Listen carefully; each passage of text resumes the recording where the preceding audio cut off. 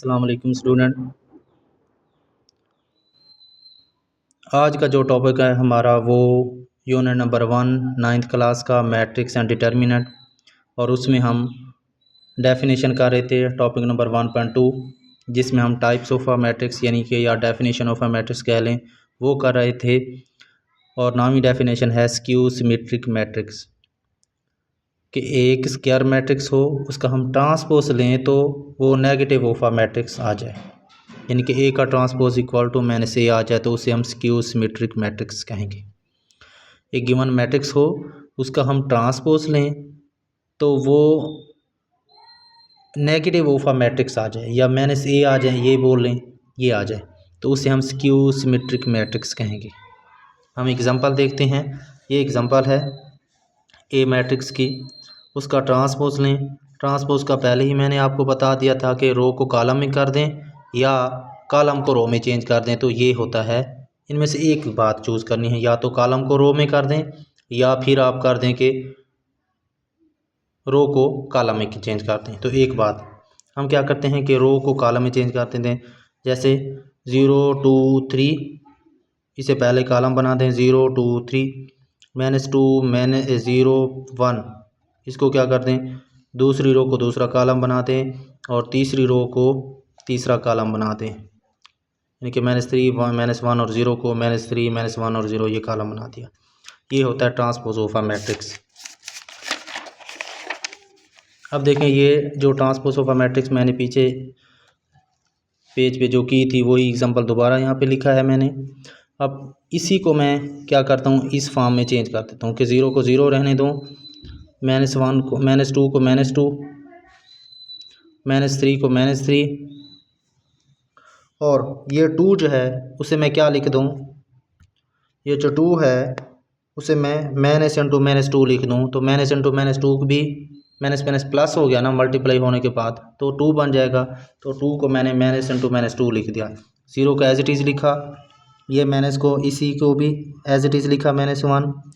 3 को क्या लिख दूँ कि -3 लिख दूँ, -3 भी 3 बन गया ना, कोई फ़र्क नहीं पड़ रहा। और 1 को क्या लिख दूँ -1 लिख दूँ, तो -1 भी 1 बन गया। एक ही बात है, 1 लिख लें या -1 लिख दें, 0 को एज इट इज़ लिख दें। अब इस मैट्रिक्स में से जो 0 है, इस मैट्रिक्स में से सारे में से नेगेटिव जो है वो कॉमन ले लें। नेगेटिव ये कॉमन लिया मैंने, ये 0 0 बन गया, -2 प्लस का 2 बन गया, -3 प्लस का 3 बन गया, क्योंकि माइनस कॉमन ले लिया ना। और ये माइनस जो है दो माइनस हैं तो एक माइनस कॉमन आ गया, तो एक माइनस बन गया -2, 0 एज इट इज़। -1 में से इसमें से भी कॉमन लिया तो 1 बच जाएगा। इन दो माइनस हैं, एक ये और एक ये, इनमें से एक माइनस कॉमन की तो -3 बच जाएगा। इनमें से एक माइनस कॉमन चलेगी तो माइनस सिर्फ 1 बन जाएगा, और ये 0 एज इट इज़। तो ये किसके इक्वल है, ए के इक्वल। ए लिख दिया और माइनस बाहर एज इट इज़ रहने दिए तो -a आ गया। इसका मतलब ए का ट्रांसपोज इक्वल टू -a आ गया। तो वो ही डेफिनेशन के एक स्क्वायर मैट्रिक्स हो उसका ट्रांसपोज लें तो वो नेगेटिव ऑफ अ मैट्रिक्स आ जाए, यानी कि ए का ट्रांसपोज इक्वल टू -a आ जाए तो हम ए को क्या कहेंगे, ए को क्या कहेंगे, स्क्यू सिमेट्रिक मैट्रिक्स कहेंगे। अब आगे डायगोनल मैट्रिक्स की डेफिनेशन। डायगोनल मैट्रिक्स भी स्क्वायर मैट्रिक्स का लेते हैं हम, कि डायगोनल मैट्रिक्स में ना जो डायगोनल एंट्रीज़ होंगी उनमें से कम से कम एक जो हो वो नॉन ज़ीरो होनी चाहिए, और जो नॉन ज़ीरो डायगोनल एंट्रीज़ हैं वो सारी की सारी ज़ीरो होनी चाहिए।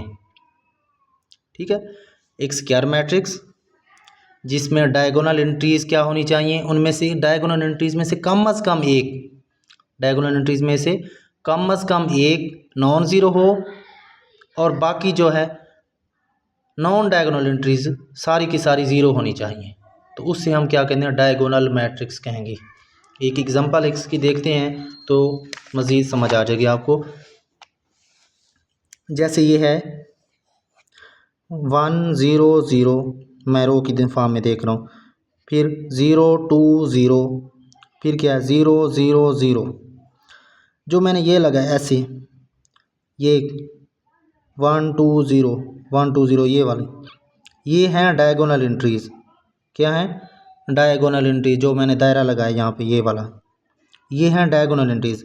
वो कहता है डायगोनल मैट्रिक्स में ये जो डायगोनल एंट्रीज हैं इनमें से कम से कम एक, ज़्यादा भी हो सकती हैं, कम से कम एक जो है वो नॉन ज़ीरो हो, मतलब कोई ना कोई डिजिट होना चाहिए, ये ज़ीरो नहीं होना चाहिए। नॉन ज़ीरो का मतलब यही है कि नॉट अ ज़ीरो, कि इनमें से कम एक, इनमें से दो है ना, ये 1 भी नॉन ज़ीरो है, 2 भी नॉन ज़ीरो है, तो कम से कम जो है इनमें से एक जो है वो नॉन ज़ीरो होनी चाहिए, एक बात। और जो बाकी ऊपर वाली ये हैं या ये हैं, ये नॉन डायगोनल एंट्रीज़ हैं। नॉन डायगोनल एंट्रीज सारी की सारी ज़ीरो होनी चाहिए, तो उसे हम डायगोनल मैट्रिक्स कहेंगे।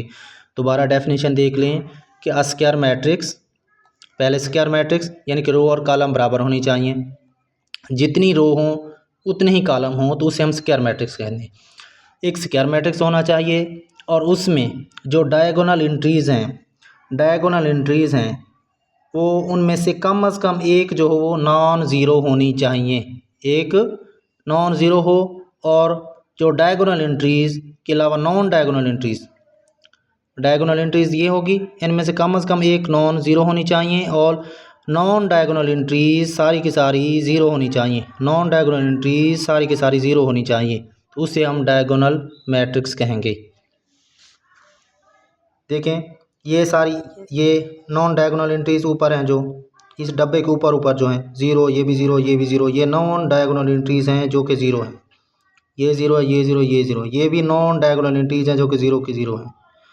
ये डायगोनल एंट्रीज हैं जो कि उनमें से कम दो तो हैं ना, कम से कम एक लाजमी है, दो भी हो सकती हैं, तीन भी हो सकती हैं, सारी की सारी भी हो सकती हैं, वो नॉन ज़ीरो होनी चाहिए, हो सकती हैं, लेकिन कम से कम एक नॉन ज़ीरो होनी चाहिए डायगोनल एंट्रीज, और नॉन डायगोनल एंट्रीज सारी की सारी ज़ीरो होनी चाहिए। समझ आ गई। अब इस सी को देखें, सी मैट्रिक्स को, 2 0 0 3। अब देखें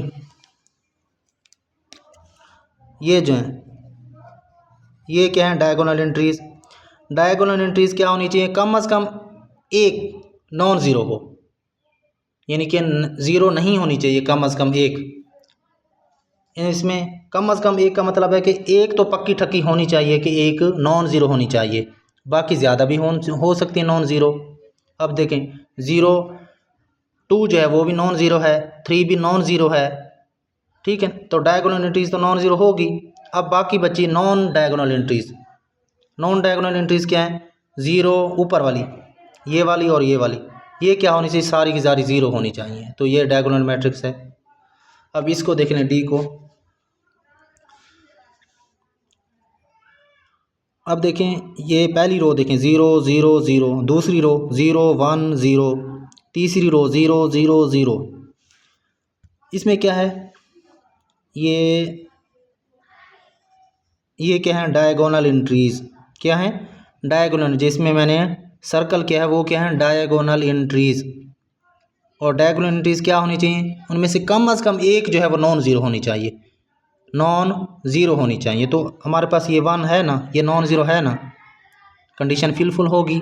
और बाकी जो नॉन डायगोनल एंट्रीज़ हैं, ऊपर वाली नॉन डायगोनल एंट्रीज़ और ये नीचे वाली भी नॉन डायगोनल एंट्रीज़ हैं, ये क्या होनी चाहिए, सारी की सारी ज़ीरो होनी चाहिए, तो उसे हम डायगोनल मैट्रिक्स कहते हैं।